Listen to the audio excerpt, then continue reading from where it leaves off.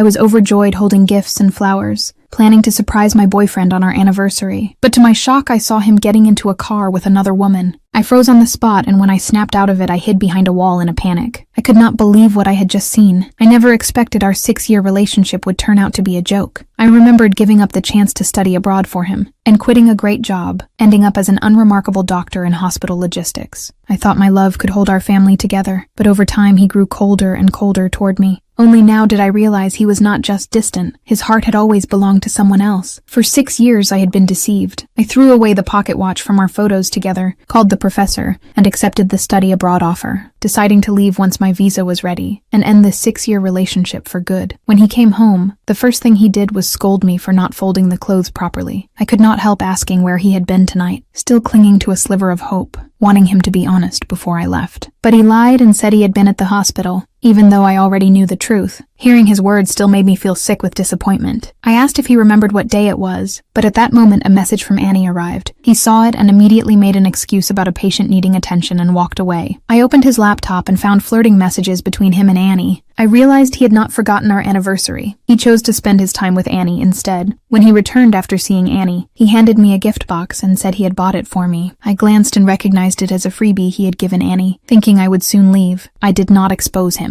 The next day I threw away every gift he had ever given me. My friends came to comfort me and took me shopping for daily items. We had only just arrived at the mall when we saw him picking a ring for Annie. Annie saw me and provocatively kissed him. He instantly became nervous. I watched his little gestures and knew that was how he looked when shy. Soon he used the excuse to buy water and left. I was about to go when Annie called me over and taunted me in public, saying she was pursuing him and I should back off. My friend wanted to stand up for me, but I stopped her and slapped Annie myself. At that moment he returned with the water. Annie acted pitiful, and he rushed over to scold me for bullying a young girl. I did not explain. I turned and left. After that, he never came home again. On the day I was leaving, he still waited for me to apologize first, but I no longer cared. Before I left, I went to a bar to have a final night with friends. I did not expect him to come in with Annie. Annie mocked me again. The mood got awkward, so my friends told us to sit down, but watching him and Annie sitting together so close made my heart ache. When Annie went to the restroom, my friend suggested we leave early. As we stood up, Annie was dragged into a private room by a thug. The thug accused her of hitting someone and refusing to apologize. He said she needed to be taught a lesson. Annie screamed for help in terror. What I did not expect was that the gentleman I knew would pull out a surgical knife he carried and confront the thug to protect Annie. This was a side of him I had never seen in 6 years of dating. But the thug quickly called more henchmen. They surrounded us and pressed knives against me and Annie, forcing him to choose between the two of us. He hesitated for a long time, and ultimately chose Annie. He told me he would come back to save me later, but I was already completely hopeless.